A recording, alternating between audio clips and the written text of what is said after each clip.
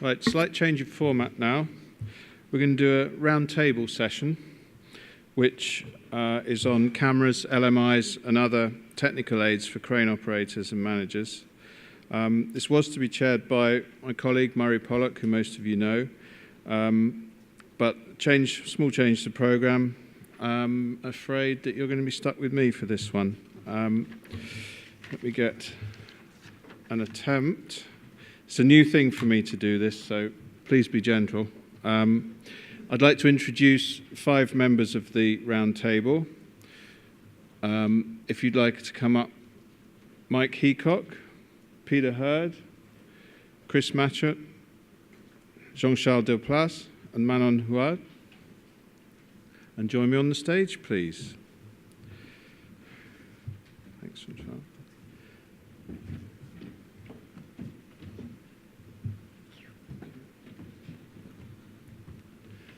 So from your left, we've got Mike Heacock, who's Vice President of Tower Crane Sales, North and Latin America at Manitowoc Cranes.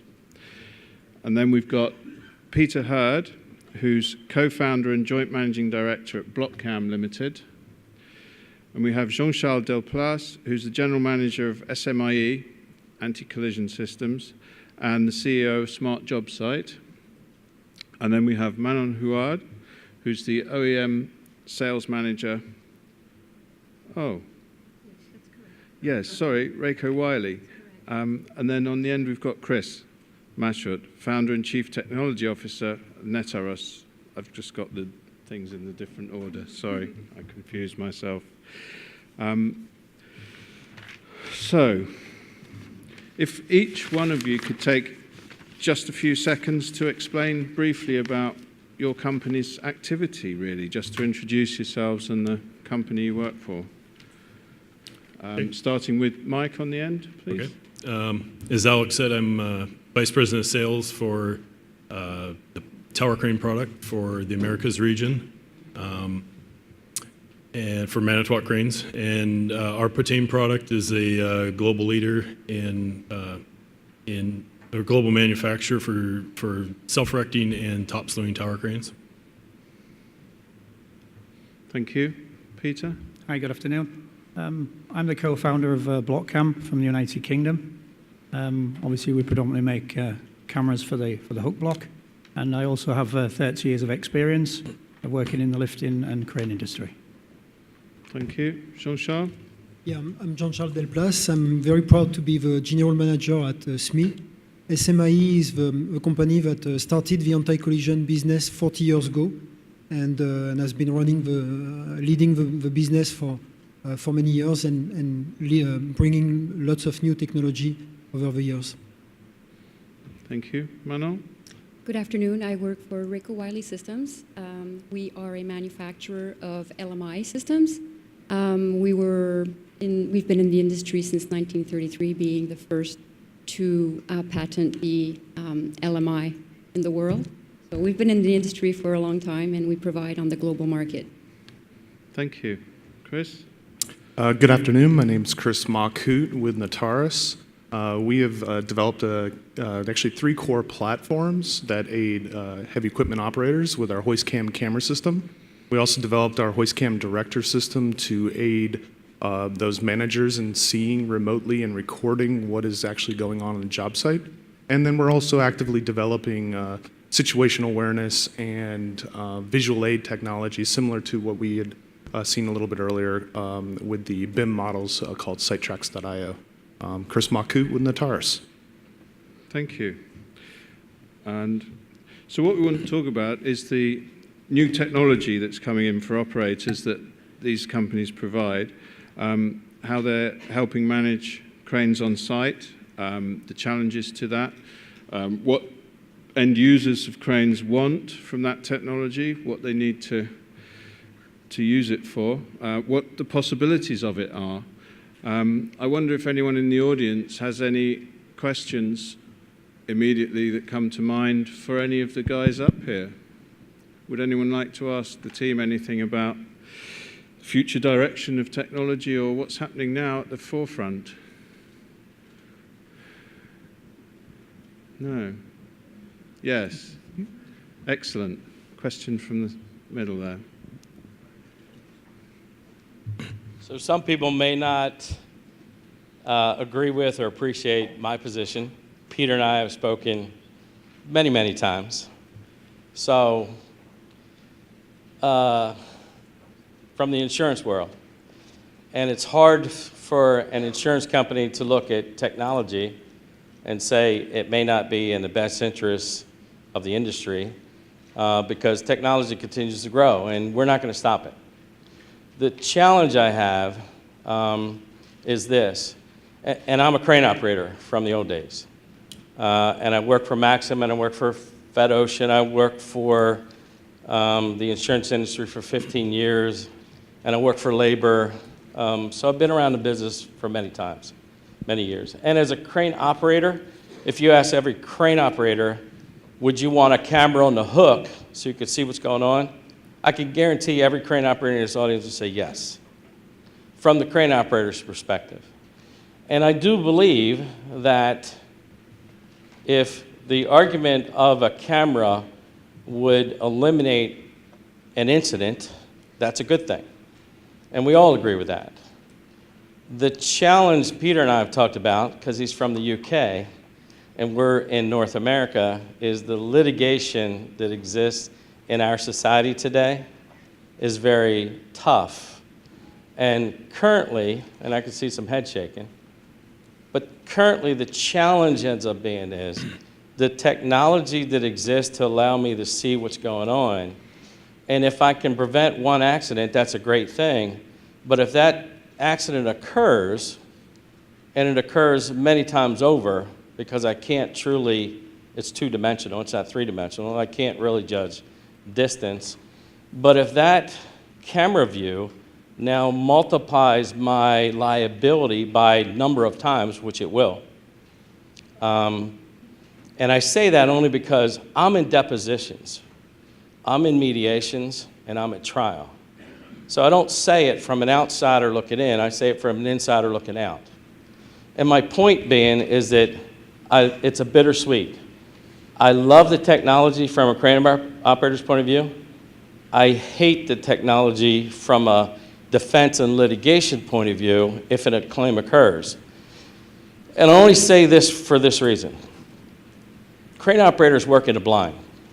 We've always worked in the blind. We rely on someone else to give us signals, who tells us where to go and how to do it. They actually run the crane, we just move the motions. And it's their eyes, and sometimes their ears, that guide us to a safe pick.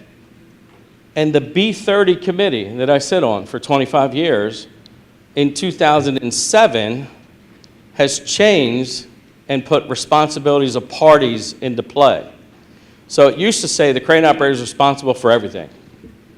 Now it says the crane operator is responsible for running the crane, and the lift director has responsibilities, the rigger has responsibilities, the signalman has responsibilities, the site supervisor has responsibilities. But as soon as we put the camera back on the hook, and now the operator can see everything, what happens is the litigation now changes. Because the literature that promotes from the crane and the hook world is you're no longer working in a blind, ever, because you can see. And by the way, not only can you see, but you can see the rigging that's on the load and determine if the rigging's right or not from an operator's perspective. Whereas in the past, we could not see that. And now that you can, if an event occurs, you are way more liable because your defense and your argument of working under somebody else's direction, the signalman or the riggers, is now mute because as soon as you say I'm working in the blind, the answer is what? No, you're not. And because of that, the liability that gets increased to our crane industry and our crane operators, because I do everything I can to protect them. But because of that, that liability increases because plaintiff lawyers don't care about the facts. What they care about is how much they can push and get people to say the wrong thing or do the wrong thing. And I have a claim right now that I just did a deposition 2 weeks ago, and my operator wasn't a crane hook and it wasn't a camera. The only thing plaintiff wants to know is what can my operator see? Because we didn't do anything wrong. It was rigged wrong and it failed. But the argument is what can we see? When we put the hook on, they're going to have that same argument on every single pick that's always been in the blind and is no longer in the blind because of what it says. And trust me, the crane hook manufacturers aren't into deposition. They're not into mediation, and they won't be at trial. We will be. And we will be there with our operators.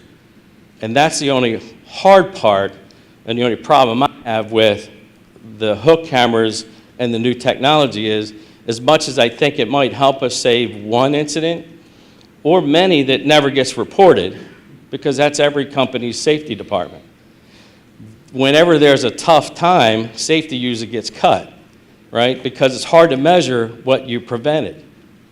But in this case, if it doesn't prevent it and it occurs, your liability going forward of the 9 that occurred versus the 1 that you saved is multiplied times many, many numbers. And that's a challenge for our industry in the litigation that we live with, Peter, versus the other countries' litigation. Just a comment. Thank you, Billy. Just a comment. A strong comment. Can't stop it. I Thank just you, want to Bill. get my point out there. Thank you, Billy. I think that was for you, Peter. Listen, Bill and I have a very love-hate relationship, I believe. We've seen these concerns even in the UK market when we first entered the camera market, and they've now dispersed. And you know, I'm not saying that we have the same legal system in the UK, but we're not too far away. You know, we pretty much get sued, you know, for our wrongdoings in the industry. So we've seen these acceptance level was very low in the UK 4 or 5 years ago. And we're now seeing a very, very high acceptance level with camera systems. And I think you will see the same trend in North America as well. And if I could further elaborate, both Peter and I developed camera systems that attach to the hook block. Ours is called a hoist cam. And we've had the same argument presented to us as well. But if you look at other industries, I think Peter and I were talking the other day, that insurance companies that are here also represent bus companies. And buses are being more and more enabled with cameras inside of them. Not only just see the passengers inside from a liability standpoint, but also having the camera point straight ahead to see what that operator of the bus was interacting with, to record with. And 9 times out of 10, the insurance companies will give an incentive for those bus companies to put those cameras and those recording devices in those buses. So that's just purely from a monitoring and recording aspect. That's not even the safety aspect of when you look at reverse cameras in cars, to be able to, they started mandating it, if I'm not mistaken, Peter, in Europe, that trucks have to have backup cameras on their vehicles. Here in the US, if we're intentionally putting our heads in the sand to not see because we don't want to be more liable, I think that's the epitome of ignorance. And really, should litigation or not, we shouldn't do things intentionally and avoid technologies because we're afraid of being sued. I would think the contrary to that. If you did intentionally not use the technology and it was available because you thought you were being sued and something did happen, would you be even more liable that way? Bill, if I could just come back at you with something else. Earlier on this year, you did a presentation at the TCNA where you were advocating the use of cameras on the road haulage trucking industry to be able to back them up in the event of something going wrong or an accident happening. And yet you seem to denounce the use of cameras in the crane industry. I thought that was contradictory in some ways. I'm glad you think, Peter, it was, because it wasn't. Cameras are good in certain circumstances, just like everything else is good in certain circumstances, but not all. So cameras outside the truck recording an event, perfect. Camera down the side to record the squeeze, perfect. Backup cameras to assist a driver by himself, backing up, perfect. Our problem in the world that we live on cranes is that it's not just the crane operator, it's everybody else that has to take responsibility for what they do. The riggers have to take theirs, the signal people have to take theirs, the lift director has to take his, or hers, and the crane operator takes theirs. In the past, we've been able to argue our point that we work in the blind. And even though your camera does a good job, I have a video that I'll show, and I'll stop the camera and I'll say, how far away is that load from that man on the ground?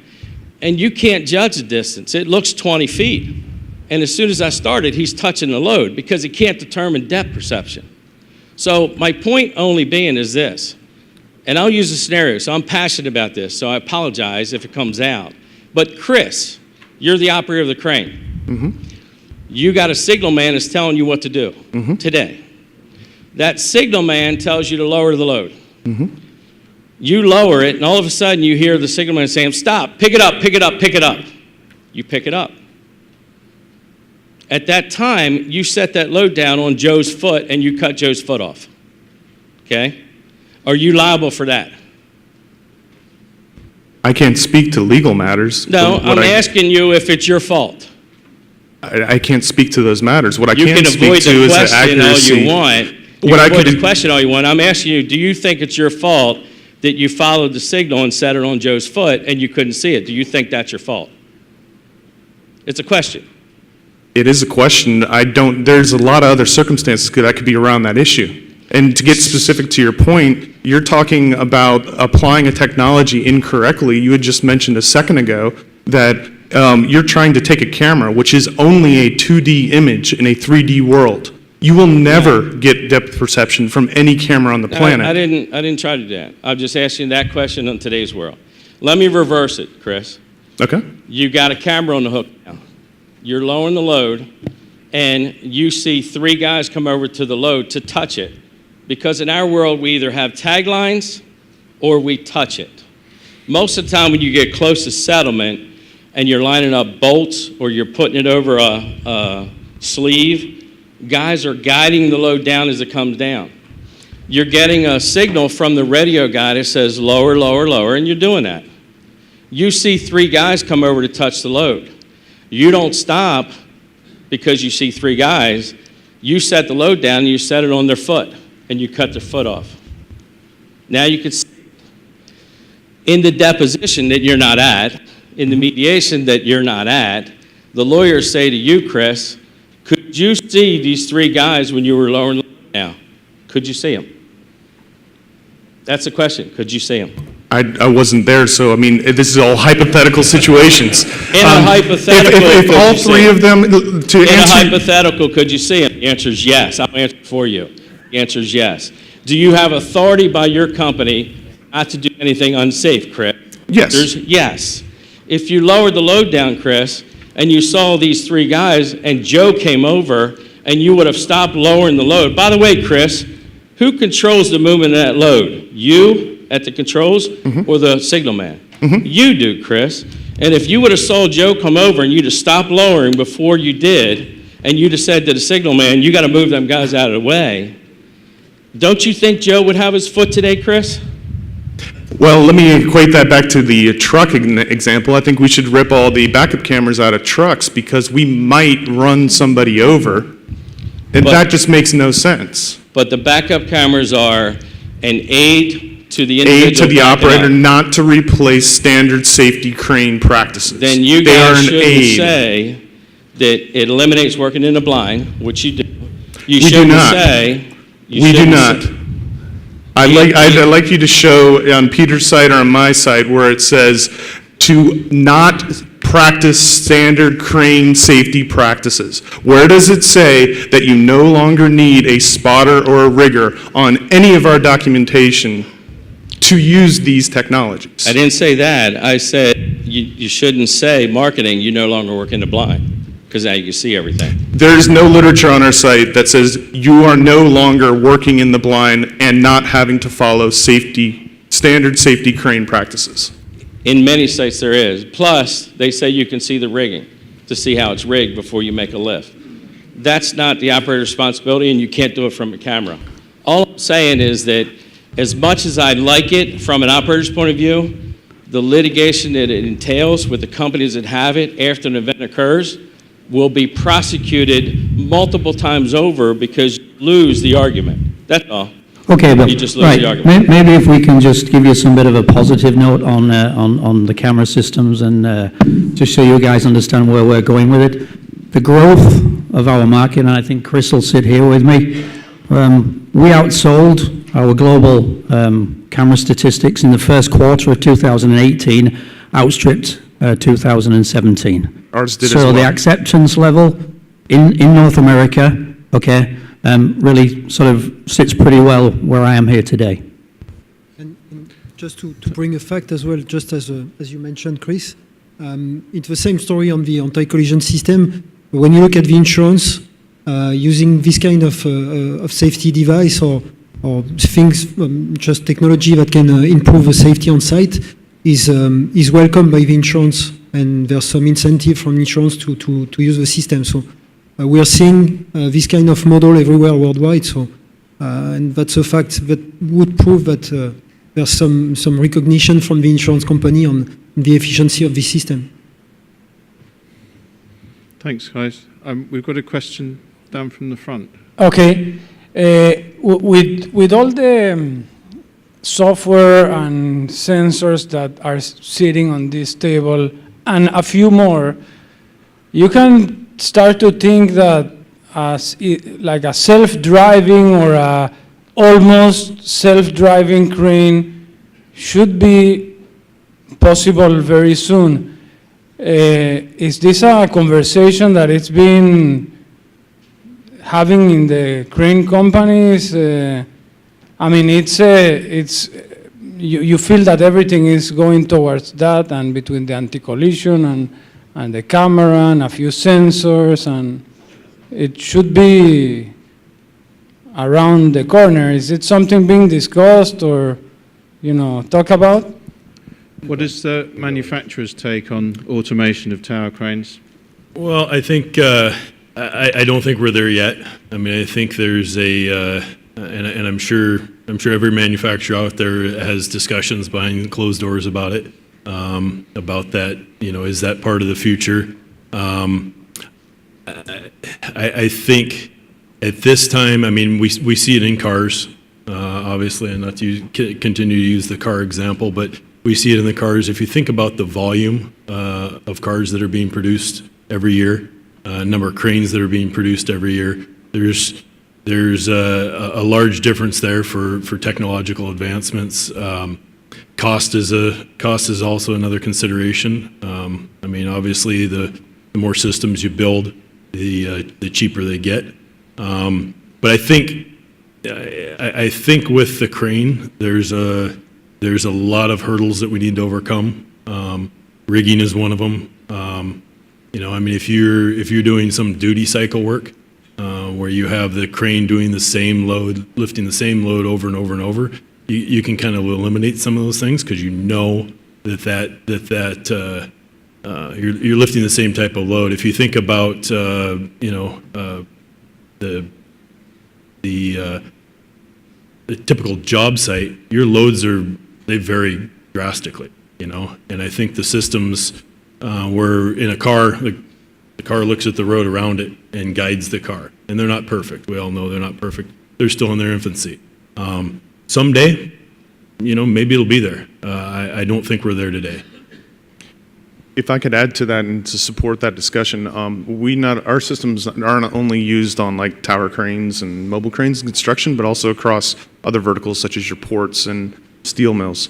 And what you'll find, it's much easier to automate something when you're dealing with an asset that is exactly the same size, dimension, and weight to automate that. A construction site, it's a very, very difficult challenge. And we were talking about this as a group a little bit earlier, that when you're moving on one pick, 50 pieces of rebar to the next pick, maybe some concrete to the next pick, maybe even a urinal or something like that, it's very, very difficult with computers to automate that. There's so much risk involved, especially with varying heights and locations and other obstructions, that you have so many uncontrollable variables that I personally do not see automation in construction of a fully automated construction for many years to come, maybe not even within our lifetime, because of those challenges. And you guys have anything to add? Yeah, compared to that subject, it's a big subject. The first point is that we are hearing a lot that question from the customer. You're not the only one to ask that question, and we hear it more and more. You know, when is it going to come? The self-driving car is coming, and it gives a lot of idea to our customer on how to imagine what the crane is going to be like in years from now. What we know from where we stand is that it's going to take some time for two reasons. First, the technical reason. It's easy-ish to self-drive a car because when you turn left, the car turns left. If you're on a crane, there's wire rope, which means that there is some effects that we don't control, the swing, the wind, the load that is used, and that makes it extremely difficult because there's some random situation that can't be controlled, just like a car would be controlled when you turn left. So technically speaking, it's extremely difficult. And the second reason is that for the liability, just like the first part of the discussion, you know, having a camera just makes trouble already. So if a car would be, if a crane would be self-operated, it would be just extremely difficult to have an acceptance from the safety standpoint, really. So from these two reasons, we don't see that happening in the next couple of years. It's going to take more time. But having that said, there's already some feature that we do today, which could be pretty interesting because without operating the crane as such, the anti-collision system are used for the last 40 years to slow down the crane to avoid a collision. And one of the features that we integrated in the system in the last couple of years is to use this feature to go back to a point. So basically on the system, you can set up a point, a working point, and the crane operator can say, yeah, I'm going back there. And then the crane operator still have the control of his crane, for sure. But we are guiding the guy the location where he wants to go, and we slow down the crane to stop exactly where he wants to stop. And that's used mainly for the concrete pump, just to go back to the concrete pump. Then crane operator can can hook up, and then go to the concrete pump, and we slow down where it needs to stop, basically, and then is spot on where it needs to be. So that's not at all a self-operated crane, but it's a first level of operator help and operator head that already exists today. Thanks, Jean-Charles. Manon, I guess your products would be a fundamental part of any automation of cranes. Well, as a LMI manufacturer, we don't really have the intention of automating the crane with the LMI. Basically, the LMI is there to help the operator do safe lifts, and he is the master of his own operation. The LMI is there to help him do his job correctly or easier. Thank you. Deanne, you have a question? In my lifetime, I don't think we will ever see an automated crane situation completely automated. So we can throw that out the window, I honestly believe. To Bill's point, it's going to be about liability. Without automation, there's going to be two people that are responsible, the person signaling and the person operating. As long as the person operating is doing what the signal man says, he should be in the clear. As long as he's saying, and whether there's a camera there or not, he's going to be using that as an aid.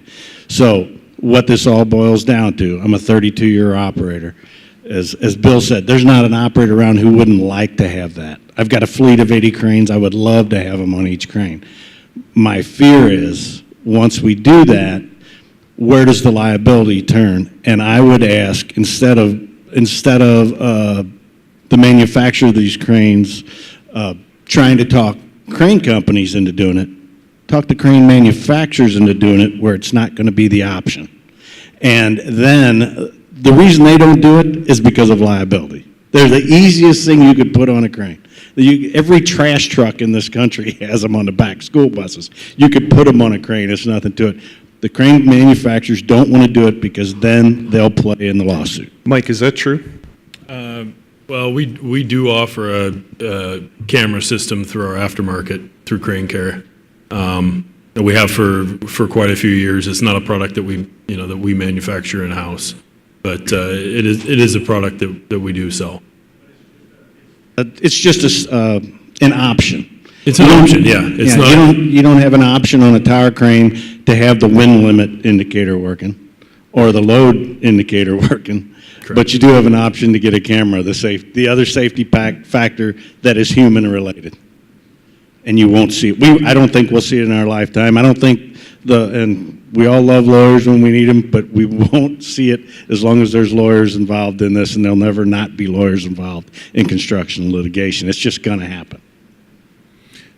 With the output from the cameras, just one thing to clarify, is it always recorded? Is the footage always available from a certain period of time, or is it just showing you a picture on a screen? No, the block cam system, I believe Chris has the same facility. We have a 30-day recording ability on our camera systems, and after 30 days it will automatically rewrite the data. So that's easily accessible, either from a direct link on site or through a 4G connection. So what we're finding is as well as it being an aid between the rigging guys and the crane operator, it also becomes very fundamental in the event that when something does go wrong, that we can investigate things pretty quickly. And I'm talking within a few minutes we can look at what really went wrong there. And what we're tending to find back in Europe, and it's beginning to happen here, is that where there would be a near miss on a job site, even with a camera, it does happen sometimes. Rather than it just being brushed under the carpet because nobody saw really what happened and basically not going to tell the general manager what went wrong. They know they're being recorded, so that gets reported immediately, and there's a plan put in place pretty quickly to rectify, reassess what went wrong, and put some safe systems of work in that will stop that happening again. So it's not just there, just fundamentally as an aid between the rigging guys and the operator. It can be used afterwards for when the situation has gone wrong. And we actually have all the similar capabilities, but we've actually separated our hoist cam camera from the actual recording and remote access system. Some of our customers, one of the primary reasons is to keep the cost down. When you start adding in hard drives and recording devices and remote access capabilities, it tends to increase the price. So we can sell just purely our hoist cam that only the operator can see. And then those that want to add in the optional capability, such as the recording or seeing the feed, which your customers actually, a lot of the construction customers really like because they can actually tell what the crane is interacting with at any given time. I was just with a customer on Friday, and they were able to see with our hoist cam director system that some post-tensioning cables were not laid out correctly, and they delayed the pour by just 30 minutes to aid in preventing having to fix the issue after the pour happened. And then they had also given us an example of being able to see that particular holes in the deck were not pre-aligned or cut out prior to the pour. So beyond just even as an operator aid, also can significantly help your customers to make better, more informed decisions about how their job site's going.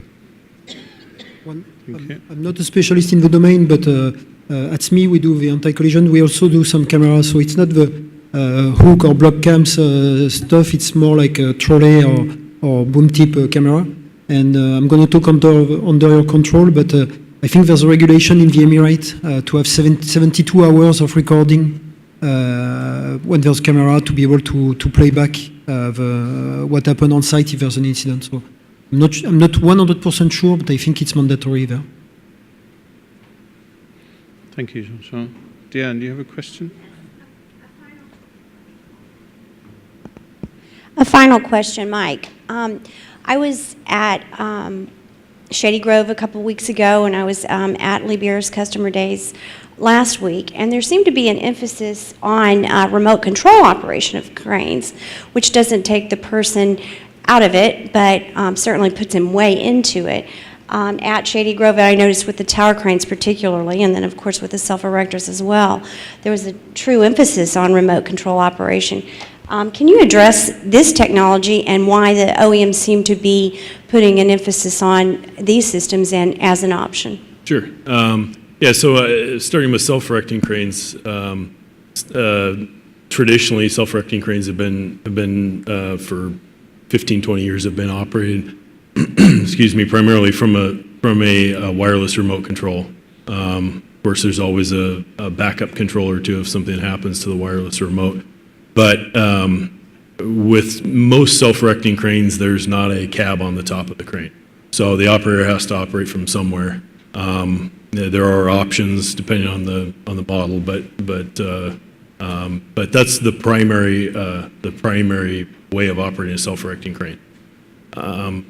So, I mean, obviously, there's advantages, there's disadvantages. You're not actually sitting on the machine, you're not touching the machine. So one of the disadvantages is you don't feel the machine starting to take the load. You're not always tied to the machine. If the wind's blowing or whatever, you might not feel those things. However, the advantages are you can be right where. We talk a lot about communication in the crane business, in the crane world, and if you're standing right next to the load you're lifting, the communication can be immediate. Back and forth. You don't have to rely on radios or other forms of communication or hand signals. Sometimes it's not easy to give a hand signal. And pretty much every one of our tower cranes, and I think it goes for most manufacturers, can be operated with a wireless remote. Typically, the bigger top-slewing tower cranes are operated from the seat where you have a good view of the job site. But there are situations, there are circumstances when that doesn't work, and a wireless remote needs to be incorporated into operation.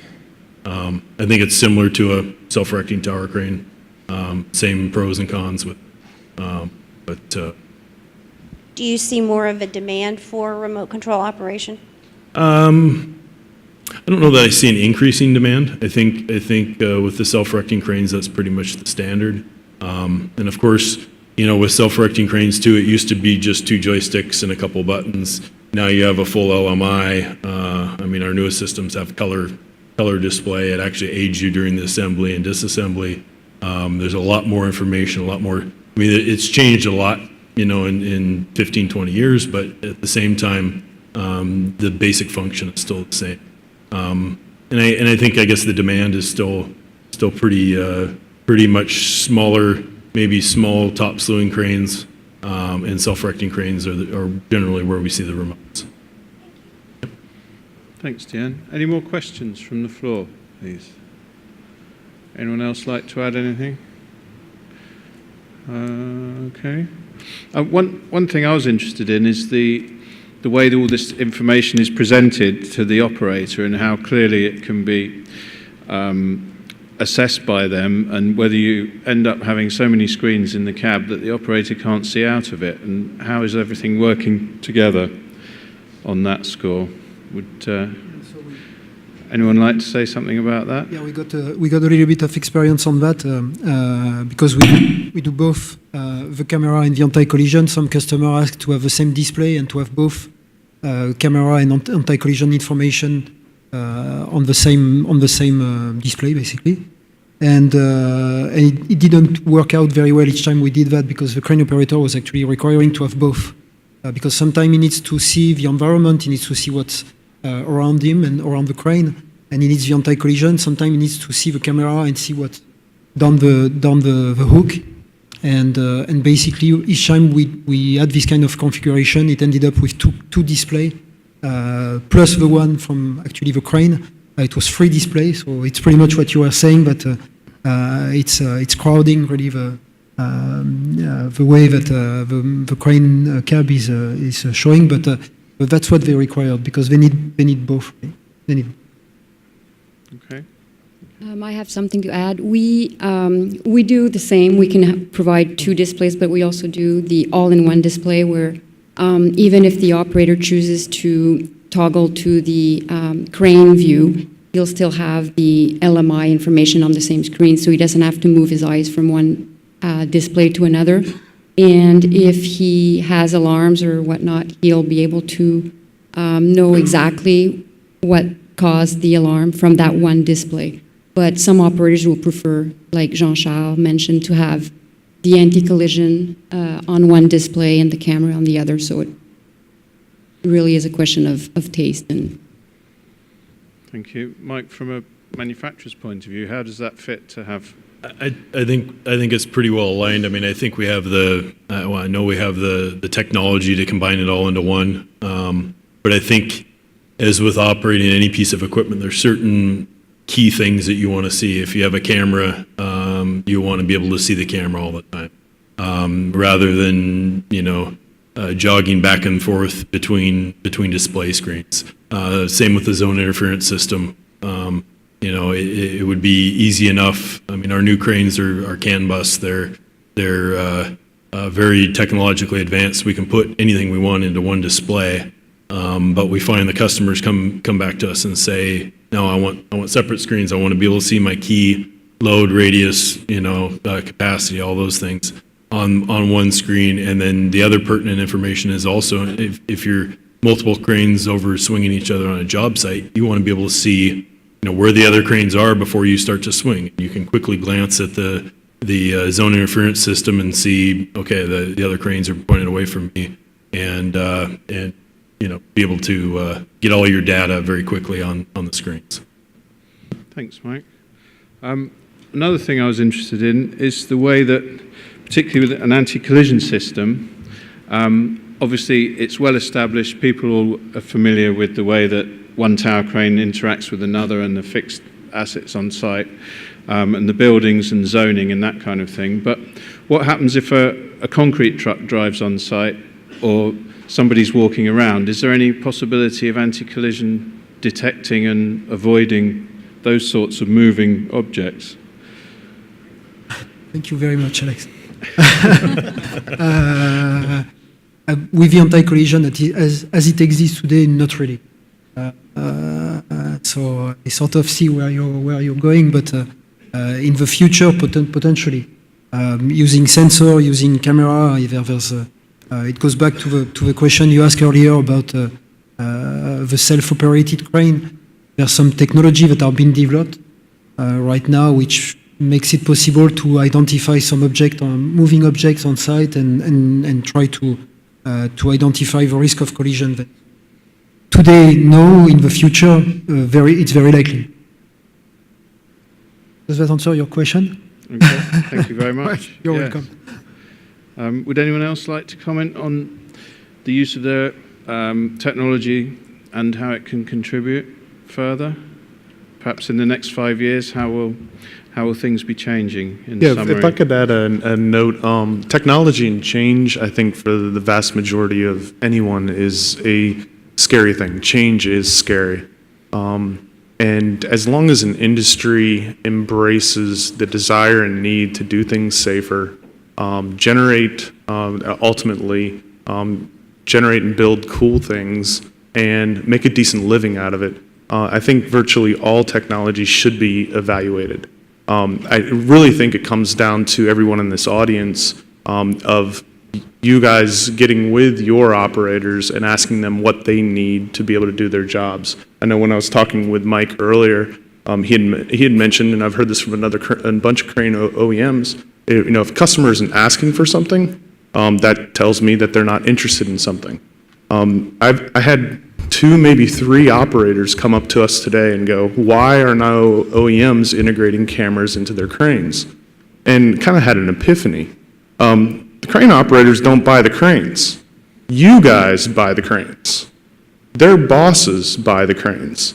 So the best feedback that we can give as an industry is making sure that we're all working together and understanding how all these technologies, from the LMIs and the user interfaces and the different technologies, how they're applied, that we communicate with the people that are actually using those assets and enable them to perform their jobs safer and more productive.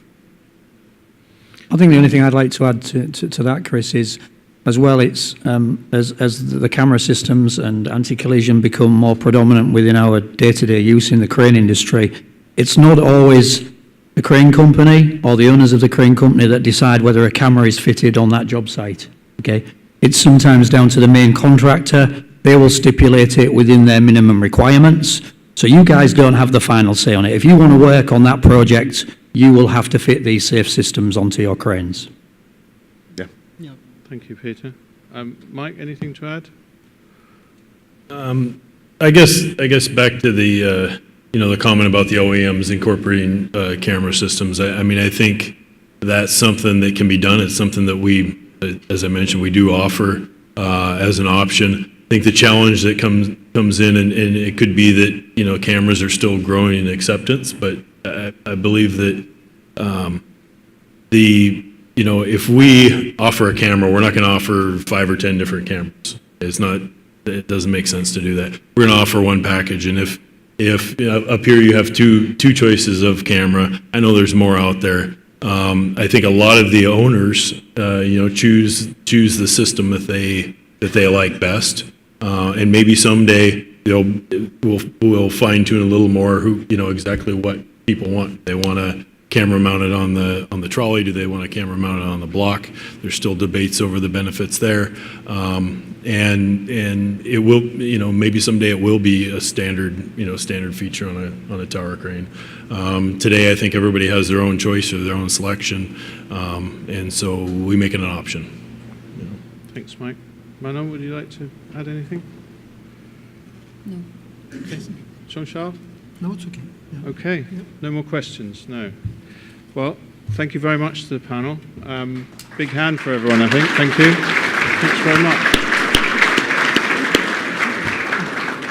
Well done. Thanks for helping me out with that one.